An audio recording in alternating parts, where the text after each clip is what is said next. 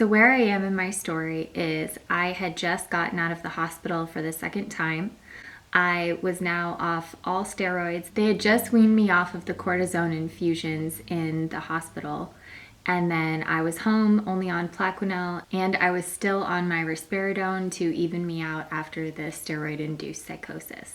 What I remember most of that time was extreme anxiety.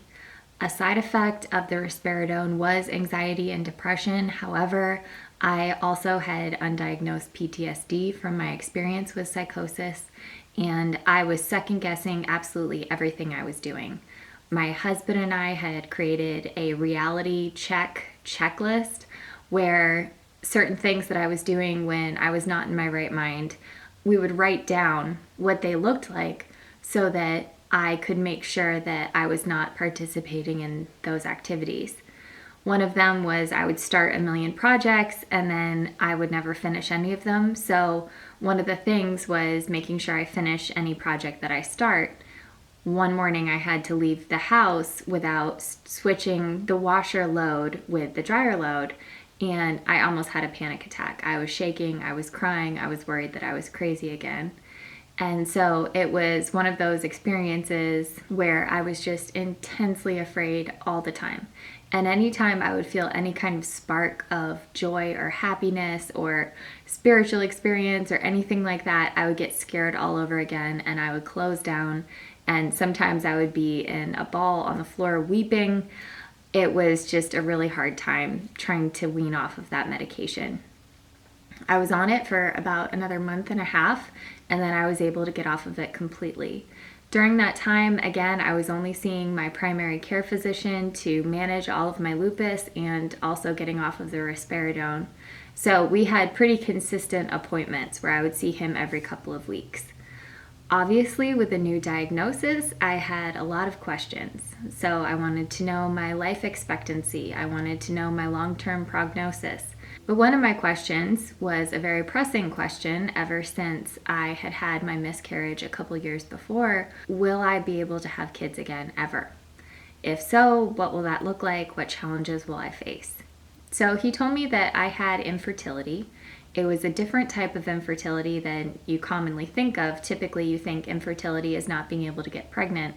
However, what I had is not being able to see a pregnancy to a live baby at the end. So he told me it would be very difficult to get pregnant. It was definitely possible, but when I got pregnant, the really tough part was being able to see that pregnancy to the end. He also told me that since I was on only the Plaquenil at the moment and not on anything harder like methotrexate or Cellcept or anything like that, he told me that this was probably the last chance I would have to get pregnant. So if we were ready to start a family, we needed to right then.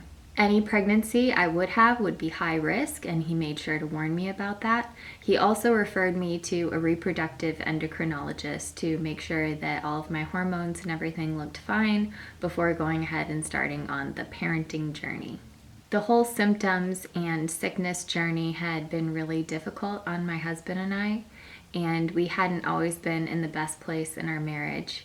But when a doctor gives you news like, hey, last chance to have kids, you kind of put everything aside and you go for it because it's something that you both really want. So my husband and I looked at each other, we kind of nodded to have this reproductive endocrinologist appointment, and then we went home and talked about it, and we both knew it was what we wanted, and we would just figure the rest of the stuff out. When we went to the reproductive endocrinologist, she gave us about the same story that my doctor had, where she said since I had a history of miscarriage and since my inflammation markers were high and I had had such a recent flare, it would be unlikely that I would be able to see a pregnancy to full term the first, second, maybe third time. She said, expect some losses, but if it's something that you both want, we can definitely get you there and we'll tackle each challenge as it comes. My husband and I went on vacation to Charleston to celebrate me finally being off of the antipsychotics. We spent a week at the beach. We came back and waited a good month to make sure everything was out of my system. And then we started trying to have a kid. I had created all of these charts and everything that I was going to track my cycle and track my chances every single month. And I actually never got a chance to use them because I got pregnant the first try. So obviously with a background like I had and the exciting news of a pregnancy, it was very big. It was very exciting. However, it was very scary because I didn't know how long this pregnancy would last. And it was never in my mind that this meant I would have a kid at the end of it. It was just, I am this many weeks pregnant at this moment in time.